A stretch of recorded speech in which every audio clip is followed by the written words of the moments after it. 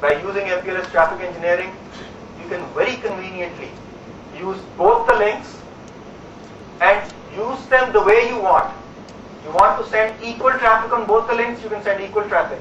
You want to send more traffic from the top path and a little less traffic from the lower path, you can do that. So you can tweak it, you can make it play the way you want. And that's not even imaginable with traditional IP forwarding. If traditional IP forwarding offers a solution, that is not a scalable solution. I won't say what the solution is because there is a solution, but since you do not know and understand the solution, I'll just say that whatever solution is available with traditional IP forwarding, it's not a scalable solution, it's not a practicable solution. The only practicable solution is when MPLS traffic engineering is implemented in this network.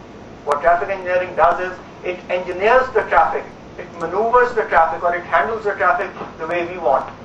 Not the way the routing protocol or the forwarding protocol wants, the way we want. So that's the amount of kind of flexibility which we get. So I've given you an example of optimization which you get because of MPLS, and flexibility which you get because of MPLS. With flexibility I mean you can send as much traffic through whichever links you want. And you're not dependent upon the protocol. The technology is subservient to you and not vice versa. Right? So these are the benefits. But we have to look at the technical part of MPLS as well. So we'll just jump over to the technical part of MPLS. What exactly does MPLS do? What MPLS does is, by the way, in the next 5 to 10 minutes, I'm only going to discuss what MPLS does. I would not be discussing why MPLS does it, and more importantly, how MPLS does it. We'll only be discussing what MPLS does. The how and why will come later. So just bear with me, because a lot of questions will be coming to your mind. A lot of questions are going to pop up, that how does it happen? But we're not discussing how. We'll only be discussing what is going to happen with MPLS. So let's look at these scenarios once again, and let's see what MPLS is going to do.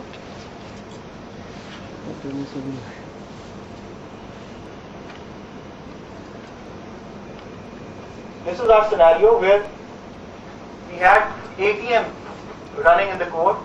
If we replace this with MPLS and we run MPLS over ATM, or we run purely MPLS, what will happen is, now the traffic which is going to enter from this side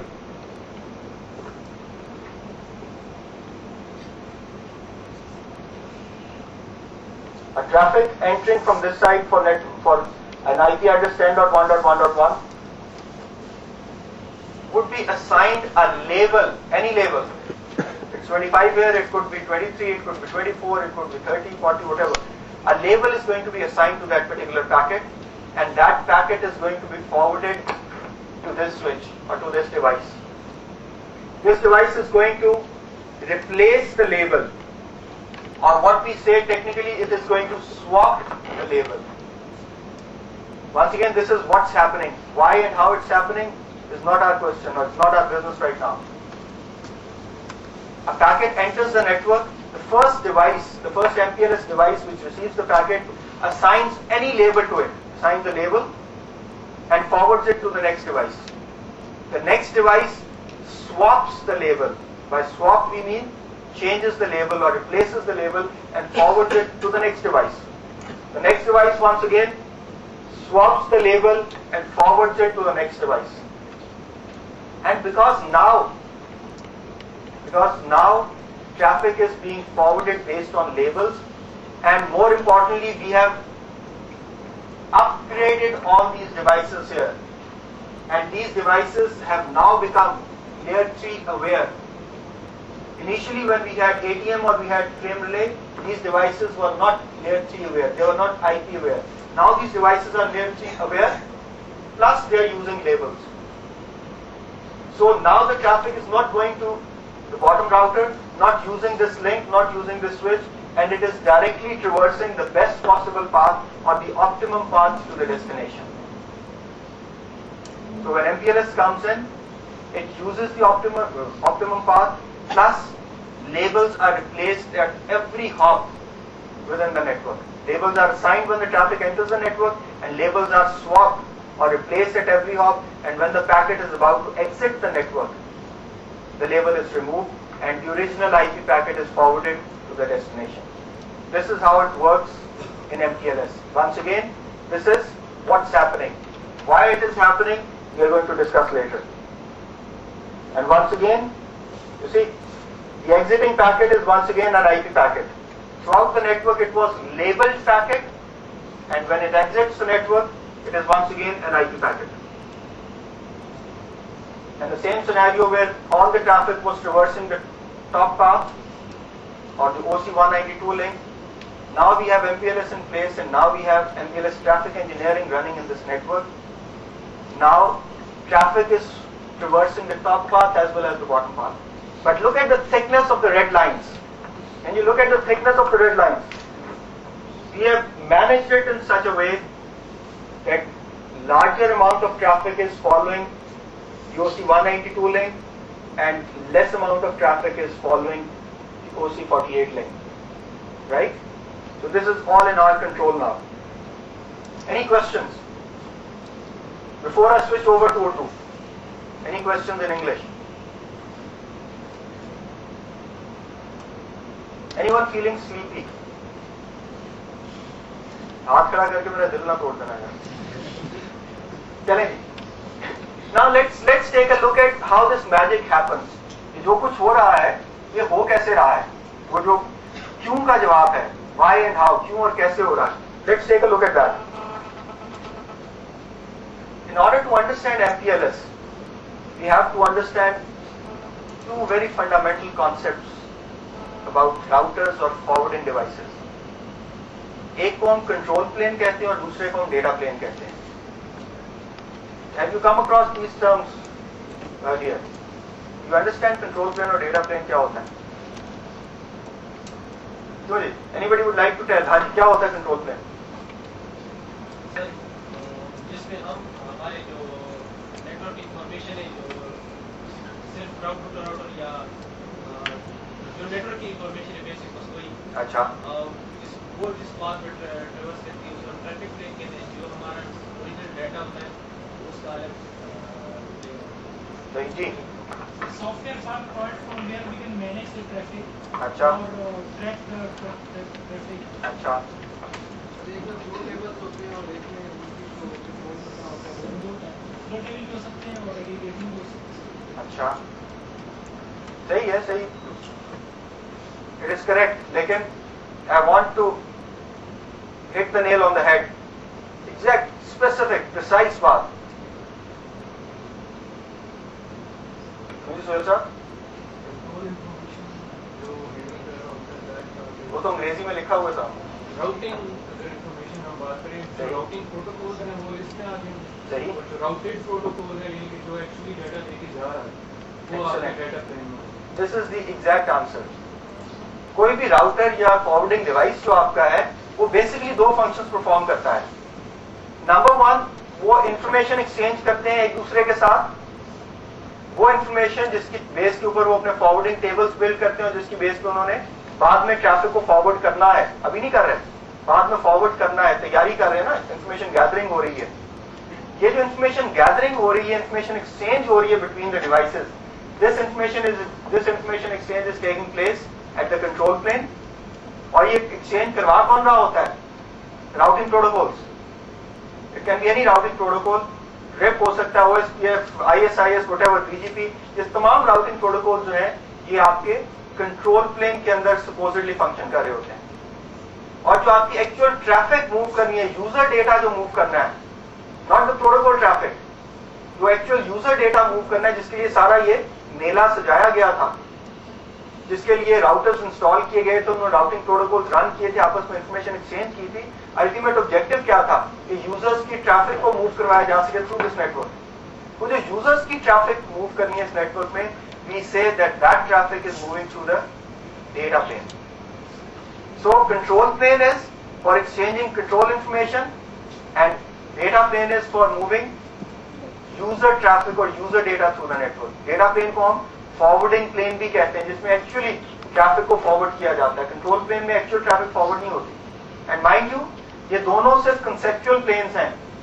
actual router के अंदर खोल के कहीं पे आपको planes obviously नजर नहीं आएंगे. दीज आर कंसेप्चुअल प्लेन्स, सिर्फ ऑपरेशन के पॉइंट ऑफ व्यू से हम समझने के लिए इनको यूज करते हैं.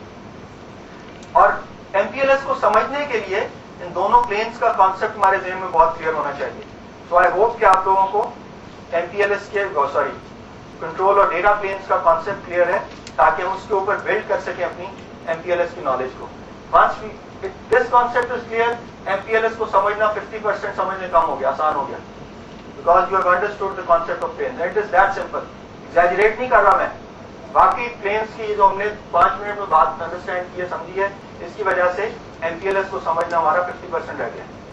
लेट्स सी MPLS क्या करता है. अगर हम ये दिस इज आवर राउटर और फॉरवर्डिंग डिवाइस, इसके अंदर कंसेप्चुअली हम दो प्लेन शो कर रहे हैं, कंट्रोल प्लेन और डेटा प्लेन. कंसेप्चुअली इसी तरह से नीचे डेटा प्लेन शो किया जाता है और ऊपर कंट्रोल प्लेन. किसी बिल्डिंग का आप ग्राउंड फ्लोर और फर्स्ट फ्लोर समझ लें, या किसी फैक्ट्री के अंदर आप डिजाइन डिपार्टमेंट और प्रोडक्शन डिपार्टमेंट समझ लें. फैक्ट्री के अंदर डिजाइन वाले लोग अलग कमरे में बैठे होते हैं, जहां पे सिर्फ प्रोडक्ट डिजाइन कर रहे होते हैं कि कैसे बनेगी, और जो फ्लोर जो है फैक्ट्री का फ्लोर है जहां मशीनें लगी हुई हैं, वहां पे वर्कर्स बैठे हुए होते हैं जिनका काम सिर्फ है उस डिजाइन को छापा मार के बल्क में वो चीज प्रोड्यूस करते जाना. एग्जैक्टली वही रोल है. फर्स्ट फ्लोर पे डिजाइनर्स बैठे हुए हैं, कंट्रोल प्लेन बैठा हुआ है जहां पे इंटेलिजेंट मैकेनिज्म्स रन कर रहे हैं. Routing protocols are quite intelligent beasts. वो कंट्रोल प्लेन में रन करें जहां पे वो इंफॉर्मेशन एक्सचेंज करते हैं इंटेलिजेंटली. और जो डेटा प्लेन है उसके पास अकल नहीं होती. उसको जो कंट्रोल प्लेन ने डिक्टेट करवा दिया है, बता दिया उसने, उसकी बेस के ऊपर बल्क में ट्रैफिक को फॉरवर्ड करना है थ्रू द राउटर. इसीलिए अगर आप ज़हन में पिक्चर बनाएं तो आप कंट्रोल प्लेन की पिक्चर बनाएं एक नर्ड की, जो बड़ा पढ़ा लिखा और बड़ा समझदार इंसान है. और अगर आपने डेटा प्लेन की पिक्चर बनानी है तो बुली की पिक्चर बनाएं जिसमें रॉ पावर या अकल नहीं है. बिकॉज यू सी, राउटर के लिए दोनों काम इंपॉर्टेंट है. It has to be intelligent to handle complex routing protocols, and it has to be powerful to process millions and millions of packets per second through its backplane or through its routing fabric. तो routers की अगर performance आप देखें ना कहीं पे commercially अगर आप देखें तो परफॉर्मेंस लिखी होती है मिलियंस ऑफ पैकेट्स पर सेकंड में. ये कितने पैकेट्स पर सेकंड कोई राउटर या कोई डिवाइस प्रोसेस कर सकता है. That is actually it's data plane performance. And then there is control plane specification, कि वो कौन कौन से प्रोटोकॉल्स को और कौन कौन से प्रोटोकॉल्स के किस किस फीचर को सपोर्ट करता है. तो वो उसकी एक्चुअली कंट्रोल प्लेन की स्ट्रेंथ है. तो whenever a router is being selected तो दोनों चीजें कंसीडर की जाती हैं. कंट्रोल प्लेन में उसकी इंटेलिजेंस क्या क्या है और डेटा प्लेन में उसकी स्ट्रेंथ कैसी है. सो कंट्रोल प्लेन और डेटा प्लेन की जो डिस्कशन है, even if you are discussing routing without MPLS, तो कंट्रोल प्लेन और डेटा प्लेन के कॉन्सेप्ट स्टिल वैलिड हैं, दे स्टिल होल्ड. MPLS सिर्फ उन कॉन्सेप्ट्स को यूज करते हुए उसके कॉन्सेप्ट MPLS से क्लियर करना आसान हो जाता है. अदरवाइज MPLS के बगैर भी कंट्रोल प्लेन और डेटा प्लेन के कॉन्सेप्ट बिल्कुल मौजूद होते हैं राउटर में और अपना काम कर रहे होते हैं. अब कंट्रोल प्लेन के अंदर आपको क्या नजर आ रहा है? OSPF, which you all know is a routing protocol, जो कि राउटर्स के दरमियान राउटिंग इंफॉर्मेशन एक्सचेंज करवाएगा. इसके साथ आपको एक और नजर आ रहा है LDP. LDP, if you might know, is a protocol which is used by MPLS for exchanging labels between the devices. जैसे राउटिंग प्रोटोकॉल राउट्स एक्सचेंज करवाता है डिवाइसेस के दरमियान, वैसे ही लेबल प्रोटोकॉल जो होता है LDP जो है वो लेबल्स एक्सचेंज करवाता है between the devices. LDP stands for label distribution protocol. तो LDP भी और OSPF भी दोनों रन करते हैं आपके कंट्रोल प्लेन के अंदर, और इनकी मदद से कंट्रोल प्लेन के अंदर आपका फॉरवर्डिंग टेबल बिल्ड होता है. फॉरवर्डिंग टेबल और राउटिंग टेबल, ये बिल्ड कौन करवाता है आपका राउटिंग टेबल? जो राउटिंग प्रोटोकॉल. और जो आपका LDP है वो क्या चीज बिल्ड करवाता है? आपका लेबल टेबल. जैसे routing protocol routing table build करवाता है, लेबल प्रोटोकॉल या LDP आपका लेबल टेबल बिल्ड करवाता है. और ये दोनों टेबल्स